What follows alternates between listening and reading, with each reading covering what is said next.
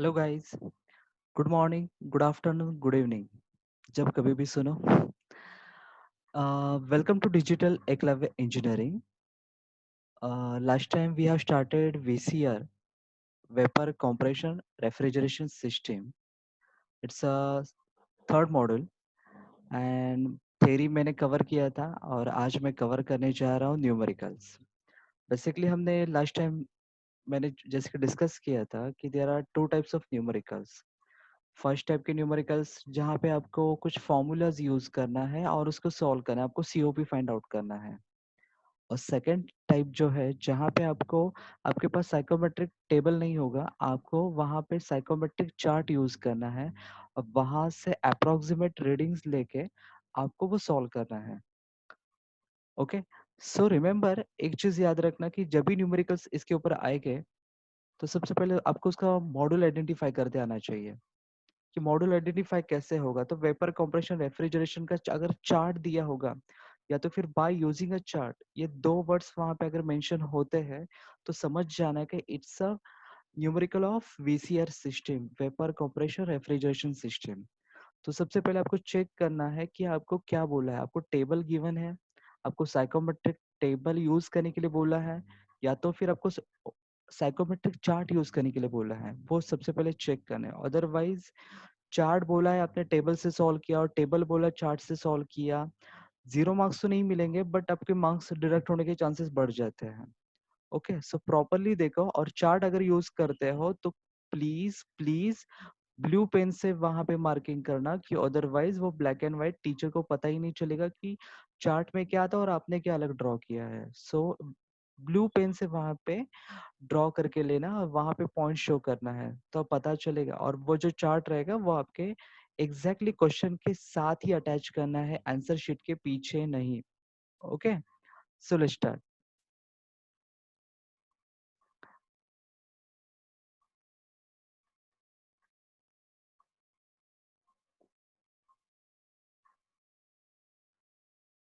Okay. Before starting numericals मैं वापस से एक बार आपको फॉर्मूलाज रिवाइज करवा के देता हूँ कि जैसे कि हमने लास्ट लेक्चर में देखा था, लास्ट सेशन में देखा था कि वहां पे टोटल 5 स्टेप्स होते हैं, 5 स्टेजेस होते हैं. सबसे पहले हमने बोला था dry saturated vapour. Dry saturated vapour means vapour वाले जोन पे तो एच जी यूज होगा, एंट्रोपी एच जी यूज होगा, वॉल्यूम वी जी यूज होगा. अगर मैं बात करता हूँ सैचुरेटेड लिक्विड लाइन का तो मुझे एच एफ मिलेगा, एस एफ मिलेगा, वी एफ मिलेगा. अगर मैं बीच में वेट वेपर मिक्सचर जोन में जाता हूँ तो मुझे फ्लूइड प्लस ड्राइनेस फैक्टर करना पड़ेगा. So H F plus x that is a dryness factor into H F G. Okay. और एच एफ जी क्या होता है हमें पता है, h g minus h F. Same S F plus x S F G. S F G क्या रहेगा, H g minus S F. Simply आपको गैस माइनस फ्लूइड करना है एस एफ जी निकालने के लिए. और सिमिलरली वी एफ जी का भी है, V F plus X into V F G. में मोस्ट इंपॉर्टेंट है saturated vapour zone. Saturated vapour zone कहाँ पे होता है, वेपर के आगे जाना पड़ेगा.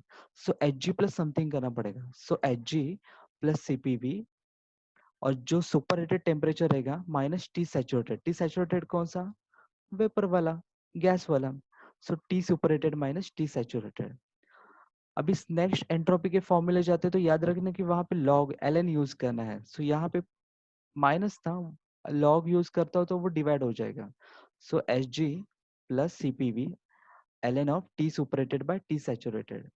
और स्पेसिफिक वॉल्यूम के लिए चाहता हूँ तो सिंपली मुझे ना सीपी वी यूज करना है ना मुझे लॉग यूज करना है. सिंपली मुझे क्या करना है, वीजी इंटू टी सुप बाय टी सेट करना है. सो इसको सीक्वेंस वाइज याद रखोगे तो बेटर होगा.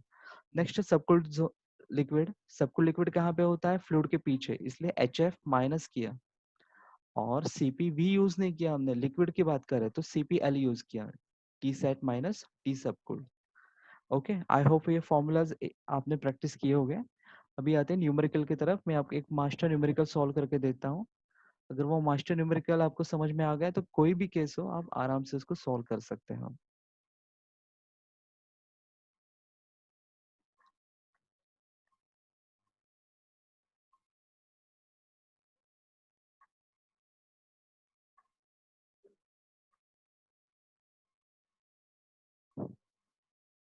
ओके, सबसे पहले बात करते हैं क्वेश्चन की कि क्वेश्चन क्या है एग्जैक्टली exactly?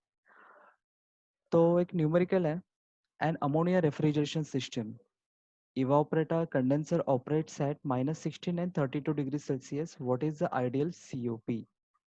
सबसे पहले बोला है अमोनिया रेफ्रिजरेशन सिस्टम की बात हो रही है। रेफ्रिजरेंट कौन सा है? अमोनिया। तो आपको साइकोमेट्रिक चार्ट अगर बोलते हैं तो आपको अमोनिया का ही चार्ट यूज करना है।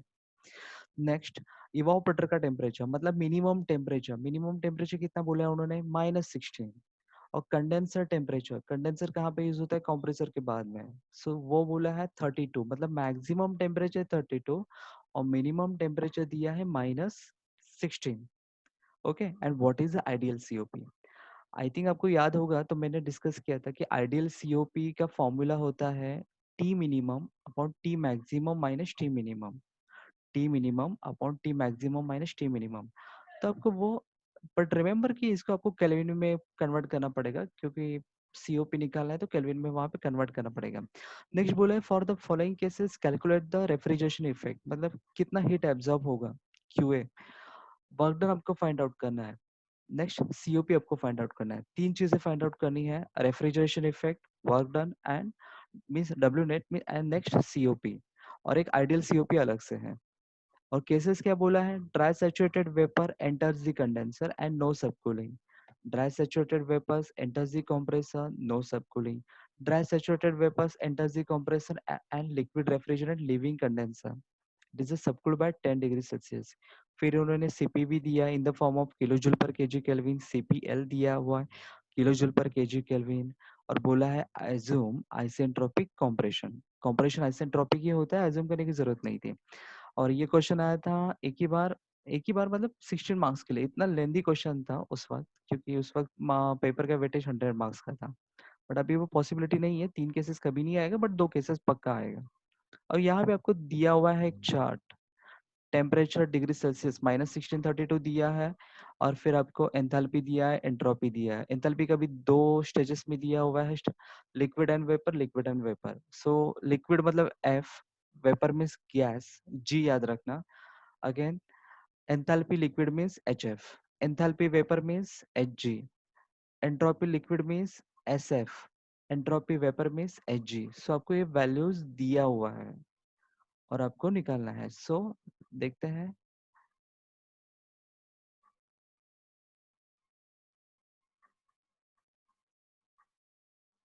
ओके, सो सबसे पहले मैंने गिवन डेटा लिख दिया। रेफ्रिजरेंट है मेरा अमोनिया, फिर इवापोरेटर का temperature that is a minimum temperature -16 का कन्वर्जन करके लिया 257 में। फिर कंडेंसर का temperature that is a maximum temperature 32 degree Celsius, वो 305 मुझे केल्विन में मिला।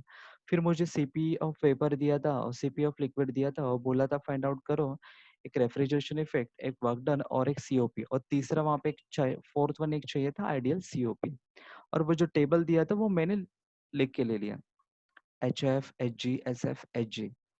Okay, fine. तो सबसे पहले हम बात करते हैं आइडियल COP की, that is a Carnot COP।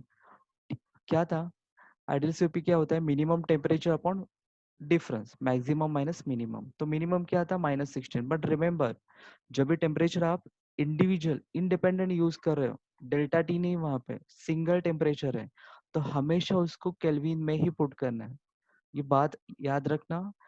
पूरे इंजीनियरिंग में जब भी टेम्परेचर अकेला होगा, मतलब वो डेल्टा टी के फॉर्म में नहीं है, तो आपको केल्विन में ही पुट करना है। सो मैंने केल्विन में कन्वर्जन करके TCO T पुट किया, मुझे मिला COP आइडियल। ओके, सो देखते हैं नेक्स्ट। अभी शुरू होता है असली केसेस। केस 1 क्या बोला है? Dry saturated vapours enters the condenser. Dry saturated vapour enters the condenser. Condenser का इनलेट क्या होता है? देखो, कंप्रेसर का इनलेट पॉइंट नंबर 1, कंप्रेसर का आउटलेट ही कंडेंसर का इनलेट होता है। सो पॉइंट नंबर 2 की बात हो रही है। पॉइंट नंबर 2 कहाँ पे है? ड्राई सैचुरेटेड वेपर बोला है। तो point number 2 dry saturated vapour मतलब कौन से, कहाँ पे आएगा, कौन से कर पे? गैस वाले लाइन पे। ओके, नेक्स्ट बोला नो सबकूलिंग। सो 3 और 4 सबकूल जोन में नहीं जाएंगे, वो एग्जैक्टली 3 कहाँ पे रहेगा? फ्लूइड वाली लाइन पे। Again I am repeating, dry saturated vapour enters the condenser. Condenser का एंट्री मतलब पॉइंट नंबर 2 क्या है, ड्राई सैचुरेटेड वेपर। सो पॉइंट नंबर 2 मुझे क्या यहाँ पे मिला, सैचुरेटेड वेपर लाइन पे, गैस लाइन पे। ओके अगर 2 यहाँ पे तो 1 ऑटोमेटिकली वेट मिक्सचर जोन की तरफ शिफ्ट होगा। सेम डायग्राम टीएस का भी है। तो पॉइंट नंबर 2 आपका वेपर वाले लाइन पे रहेगा और 1 to 2 प्रोसेस आइसेंट्रोपिक होता है। सो 1 to 2 लाइन क्या है, कांस्टेंट है, सॉरी स्ट्रेट है, क्योंकि टी वर्सेस एस का डायग्राम ही है। नेक्स्ट पॉइंट नंबर 3 एग्जैक्टली कहाँ पे आएगा, फ्लूइड वाले लाइन पे, और 4 मिक्सचर जोन पे। ओके सो सबसे पहले आपको देखना है कि मुझे क्या चाहिए, सीओपी निकालना है। तो सीओपी का फॉर्मूला क्या है, सीओपी का फॉर्मूला होता है आउटपुट टू द इनपुट, और आउटपुट क्या होता है यहाँ पे, रेफ्रिजरेशन इफेक्ट। आर ई क्या होता है, R E upon W C. Input क्या होता है, कंप्रेसर वर्क, क्योंकि एक्सपांडर का वक्त यहाँ पे 0 है, क्योंकि वो आइसेंथैल्पिक है। हमने देखा था ना H3 माइनस H4 होता है तो 0 होता है। सो यहाँ पे एक ही इनपुट है, दैट इज कंप्रेसर वर्क। तो आर ई मुझे निकालना है, तो आर ई और डब्ल्यू सी कहाँ से आएगा, तो आर ई आएगा आपको H1 माइनस H4 करके, और H4 और H3 तो सेम होता है क्योंकि आइसेंथैल्पिक प्रोसेस है। वर्क इनपुट कहाँ से आएगा, H2 और H1 से आएगा। सो मुझे इन शॉर्ट मुझे सारे एंथैल्पी निकालनी है, 1 2 3 4, H1 H2 H3 H4। तो सब काम करते वन बाय वन, क्या क्या हो सकता है। सो डायग्राम की तरफ गौर से देखो, केयरफुली देखो, क्या मुझे 1 इजीली मिलेगा। 1 कहाँ पे आ रहा है, वेट मिक्सचर जोन पे।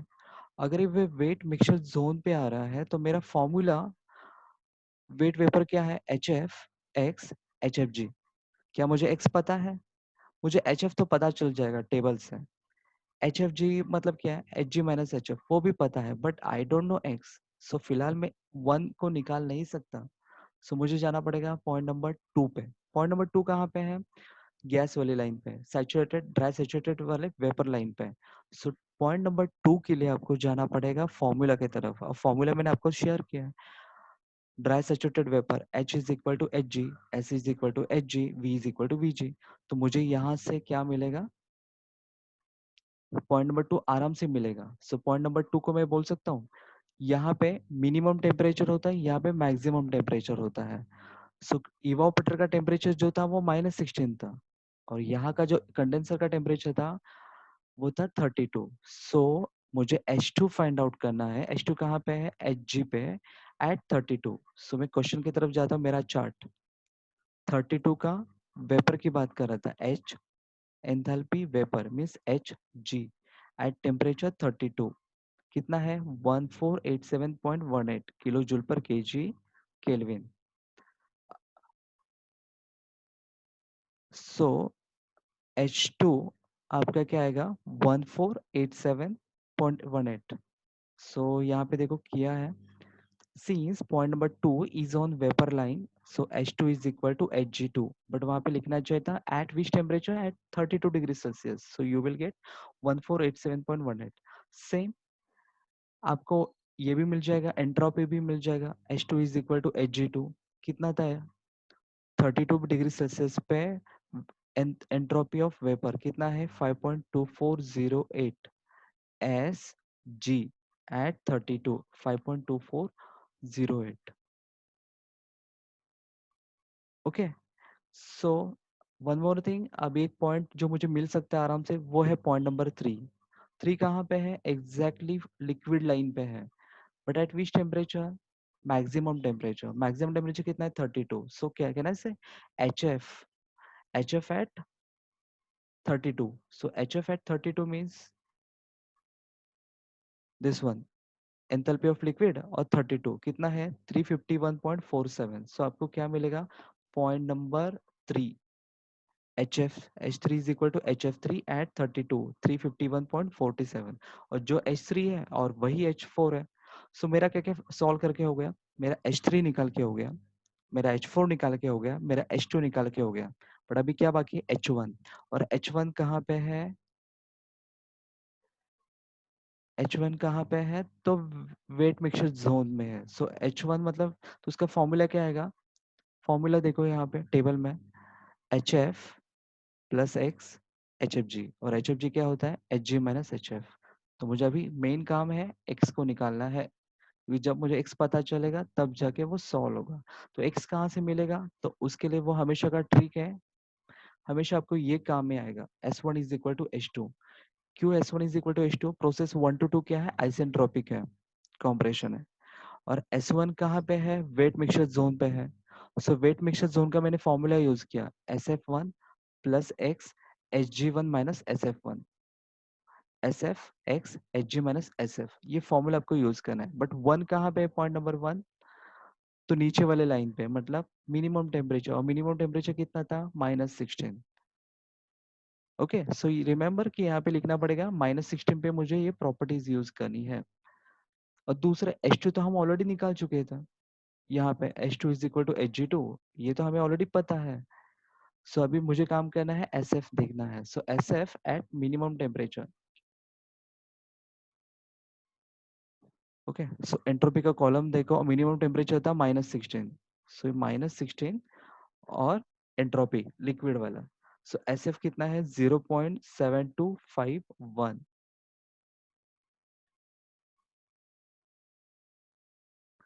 ओके, 0.7251, क्योंकि SF मुझे मिला एट -16। नेक्स्ट X तो मुझे फाइंड आउट करना है, फिर Hg eight which temperature? -16। So entropy of vapour eight -16 कितना है? 5.8240। ओके, 5.8420। सो आपको Hg पता चल गया, और SF हम ऑलरेडी लिख चुके हैं, कितना था? 0.7251, वो भी लिख दिया। H2 मुझे पता है, सो मुझे सॉल्व करता तो मुझे ड्राइनेस फैक्टर पता चलेगा। ड्राइनेस फैक्टर एक काम करो, इस फॉर्मूला में पुट कर दो, you will get H1। Okay, so अभी आपको H1 पता है, H2 पता है, H3 पता है, H4 पता है। आप आराम से क्या कर सकते हो? एंथैल्पी। रिमेंबर यहाँ पे m डॉट दिया नहीं है, मास फ्लो रेट दिया नहीं, तो कितना लोगे? 1। और अगर मैं सिर्फ एंथैल्पी को यूज कर रहा हूँ तो मेरा रेफ्रिजरेशन इफेक्ट क्या आएगा? एंथैल्पी का यूनिट क्या होता है? किलो जूल पर केजी। सो आपको RE जो मिलेगा वो in the form of kilo joule पर KG. Next, work input. So compressor का वर्क कहाँ पे होता है? Between 1 to 2। So H2 minus H1 करता हो तो मुझे कंप्रेसर वर्क पता चलेगा। फिर COP में सारे वैल्यूज पुट कर दो, आपको COP पता चलेगा। बट रिमेंबर, इसको कंपेयर करना आपको आइडियल COP के साथ। आइडियल COP कितना था यहाँ पे? आइडियल COP था 8.56, और अपना एक्चुअल COP कितना यहाँ पे आ रहा है? Actual COP I think less than ही रहना चाहिए, देखते कितना आया है।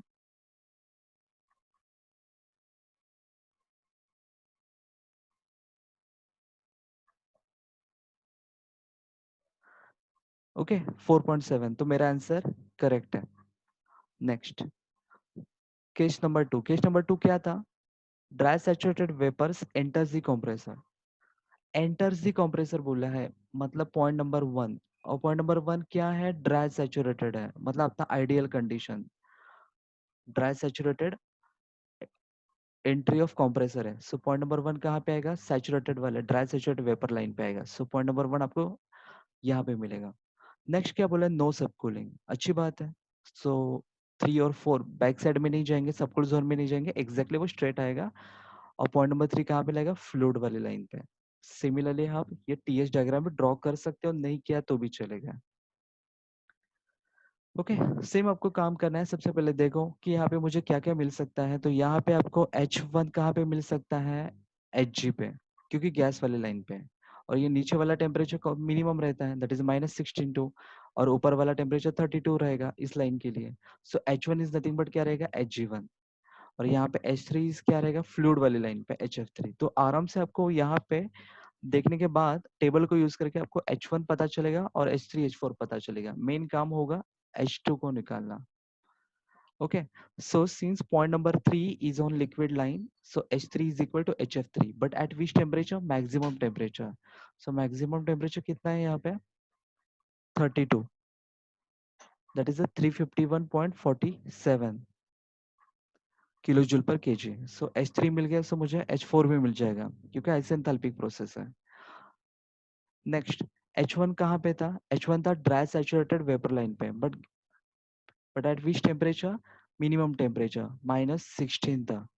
सो -16 का गैस, सो -16 का वेपर कितना है? 1442.6।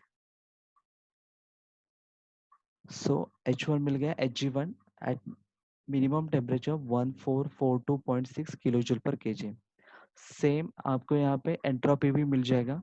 एंट्रोपी एट -16 कितना है, वेपर की बात करें तो दैट इज 5.8420। ओके, अगेन मुझे फाइंड आउट करना है मेन H2, और H2 कहाँ पे है, H2 तो ड्राई सैचुरेटेड सॉरी सुपरेटेड जोन में, और सुपरेटेड जोन का फॉर्मूला है Hg प्लस CPV टी सुप माइनस टी सैचुरेटेड। Hg2 ये तो मुझे टेबल से पता चलेगा, CPV भी गिवन डेटा में दिया हुआ है, और टी सुपर हीटेड टेम्परेचर मुझे नहीं पता है, मुझे सिर्फ सैचुरेटेड टेम्परेचर पता है। और saturated temperature at point two कितना था, पॉइंट नंबर 2 मतलब ये ऊपर वाला लाइन वो कितना था यहाँ पे, दैट इज 32। तो ऑफकोर्स यहाँ पे 32 है, तो वो आगे जाके और भी इंक्रीज होने वाला है। सो मुझे एग्जैक्टली इसका टेम्परेचर नहीं पता है, तो वो फाइंड आउट करने के लिए अगेन मुझे वही काम करना है, S1 is equal to H2। So हर बार ये प्रोसेस आपको स्टेप्स को आपको फॉलो करना है। सो मुझे टी सूप नहीं पता, टी सूप मुझे नहीं पता है, तो मुझे टी सूप निकालने के लिए अगेन वही काम करना है, S1 is equal to H2 करना है। और H2 कहाँ पे है, सुपररेटेड जोन पे। तो सुपररेटेड जोन का फॉर्मूला क्या था, यहाँ पे देखा सुपररेटेड जोन का फॉर्मूला था Hg plus CPV ln of T sup by T sat, वही फॉर्मूला यहाँ पे यूज किया। ओके, और S1 कहाँ पे था, तो ड्राई सैचुरेटेड वेपर वाले लाइन पे था, और S1 हम ऑलरेडी निकाल चुके हैं, सो वो हमें पता है। बट अभी मुझे क्या निकालना है, ये सब कुछ सॉल्व करना है। सो एच पॉइंट नंबर 2 कहाँ पे था, तो 32 वाले लाइन पे। सो टेबल में जाओ, सो टेबल में वेपर वाली जोन की बात करें 5.2408 एंट्रोपी H2 चाहिए, और H2 कहाँ पे है, सुपरेटेड जोन में था। सो 32 पे 5.2408 को मैंने यूज किया यहाँ पे। नेक्स्ट CPV 2.19 गिवन था, ln ऑफ, और टी सुपरेटेड ही तो फाइंड करना है, सो वो अननोन रहेगा। और टी सैचुरेटेड हमें दिया था कितना था, +32, उसका केल्विन में कन्वर्ट किया है यहाँ पे, और वो वहाँ पे पुट किया। सो यहाँ पे क्योंकि यहाँ पे डेल्टा टी नहीं था, सो उसको डिग्री सेल्सियस में पुट नहीं किया हमने, हमने केल्विन में पुट किया 305 केल्विन करके, और हमें पता चलेगा टी सुपरेटेड टेम्परेचर। जैसे टी सुपरेटेड टेम्परेचर यहाँ पे पता चलेगा, यहाँ पे पुट कर दो, टी सैचुरेटेड तो ऑलरेडी 305 था, सो आपको H2 पता चलेगा। सो H1 H2 H3 H4 सब कुछ पता है, तो आपको RE पता चलेगा, और WC कॉम्प्रेसिव वर्क पता चलेगा, दोनों का रेशियो ले लो, आपको CO भी मिल जाएगा। सो ये प्रोसेस आपको रिपीट करना है हर बार, S1 is equal to H2, कुछ तो आपको मिलेगा, वो पुट करो, H2 को फाइंड आउट करो, और COP निकालो। थर्ड केस है, dry saturated vapours enters the compressor. Compressor का इनलेट है, मतलब पॉइंट नंबर 1, और पॉइंट नंबर 1 क्या है, ड्राई सैचुरेटेड वेपर। सो 1 कहाँ पे आएगा, एग्जैक्टली सैचुरेटेड वाले ड्राई वेपर वाली लाइन पे। And liquid refrigerant leaving the condenser, liquid refrigerant leaving the condenser. Okay, condenser का आउटलेट है, लिविंग है, मींस पॉइंट नंबर 3, वो क्या है, it is a subcooled. So point number 3 कहाँ पे जाएगा, तो सबकूल्ड जोन में जाएगा, और it is a subcooled by 10 degree Celsius. तो यहाँ पे गैप कितने का आएगा, 10 डिग्री सेल्सियस का, मतलब पीछे गया, सबकूल्ड हुआ है। ओके, सो 1 आएगा सैचुरेटेड वेपर लाइन पे, और पॉइंट नंबर 3 आएगा सबकूल्ड जोन में। सो ये TS डायग्राम आपको कुछ ऐसा मिलेगा। ये भी आसान है। तो सबसे पहले देखो आपको क्या क्या मिल सकता है। सबसे पहले बात करते हैं H1 की। H1 कहाँ पे है, -16 वाली लाइन पे, और कहाँ पे है ये, वेपर वाले कर्व पे। सो यहाँ पे जाओ टेबल में देखो, सो यहाँ पे आपको आराम से 1 पता चलेगा, -16 का वेपर। सो आपको यहाँ पे पता चलेगा 1442.6, ये आपका क्या रहेगा, H1। ओके, 2 को निकालना है तो वो सुपररेटेड जोन में है, तो वहाँ पे टी सुप बाय टी सेट वो सब कुछ करना पड़ेगा, टी सुपररेटेड निकालना पड़ेगा, टी सुपररेटेड के लिए S1 is equal to H2 करना पड़ेगा, वो अभी का जस्ट हमने प्रोसेस रिपीट किया वो करना पड़ेगा। सो चलो लेट्स स्टार्ट करते हैं। सो H1 तो मुझे मिल गया, और जो लकीली अपना ये जो न्यूमेरिकल है ऊपर वाले केस की बात करें, तो यहाँ पे हम H1 और H2 ऑलरेडी निकाल चुके हैं केस नंबर 2 में। शिफ्ट क्या हो रहा है, सिर्फ point number 3 and 4। So already हमारे पास डेटा है H1 और H2 ऑलरेडी हमारे पास है। सो मेन काम क्या करना है, हमें 3 निकालना है। और 3 कहाँ पे है, तो वो सबकूल्ड जोन में। और सबकूल्ड जोन का फॉर्मूला क्या है, HF का। यहाँ पे देखो सबकूल्ड लिक्विड का HF minus CPL t sat minus t सब। टी सेट माइनस टी सब कितने से सब कूलिंग हो रहा है, और सब कूलिंग तो हमें पता है 10 डिग्री सेल्सियस से हो रहा है। CPL दिया हुआ है और HF तो हमें टेबल से पता चलेगा। ओके, सो यहाँ पे फॉर्मूला यूज किया, since point number 3 it is in subcooled region, so H3 is equal to HF3 CPL t sat minus t sub HF3। Point number 3 कहाँ पे है, ऊपर वाली लाइन पे। ऊपर मतलब मैक्सिमम टेम्परेचर, मैक्सिमम टेम्परेचर कितना है, that is 32। Okay, so liquid line और प्लस 32 का टेम्परेचर, तो मुझे एंथैल्पी कितना मिलता है, 351.47। ओके, सो HF3 मुझे पता है, लिक्विड वाली लाइन पे था, और अपवर्ड मतलब 32 वाला डिग्री सेल्सियस पे हमें वो प्रॉपर्टी मिला। टेबल को यूज किया, मुझे 351 पता चला, गिवन डेटा में CPL दिया था। और सब कूलिंग कितने से हो रहा है। अभी आप सोचोगे कि भाई टी सैट तो मुझे पता है, टी सब मुझे निकालना पड़ेगा, नहीं निकालने की जरूरत है। 10 डिग्री सेल्सियस से हो रहा है, डिफरेंस तो डायरेक्टली दिया हुआ है। सो डायरेक्टली यूज करो, H3 निकालो। जैसे H3 पता चलेगा आपको, H4 पता चलेगा। ओके, और फिर क्या, आराम है ये। रेफ्रिजरेशन इफेक्ट का निकालना है, सो H1 minus H4। Work done निकालना है, H2 माइनस H1 करो, COP निकालो। ओके, आई होप आज का ये न्यूमेरिकल आपको समझ में आया होगा। देखने के लिए काफी आसान है, बट अगेन ये आपके स्क्रीन पे जो मैंने शेयर किया है वो काफी ज्यादा इंपॉर्टेंट है, क्योंकि कंफ्यूजन होगा तो यहीं पे होगा। सो टीचर्स को बोल के, या तो फिर टीचर्स के बिना बोले बैक टू बैक साइड में लास्ट 2 पेजेस छोड़ के कहीं पे तो फॉर्मूला टेबल प्रॉपरली, जब आपके पास क्वेश्चन पेपर नहीं आए तो ये लिख के लो प्रॉपरली। क्योंकि जब भी आपके हाथ में क्वेश्चन पेपर आएगा तो आपको टेंशन बढ़ेगा, और टेंशन के मारे ये याद नहीं आने वाला। ओके, सो न्यूमेरिकल आसान है, आपको स्टेप्स याद रखने हैं।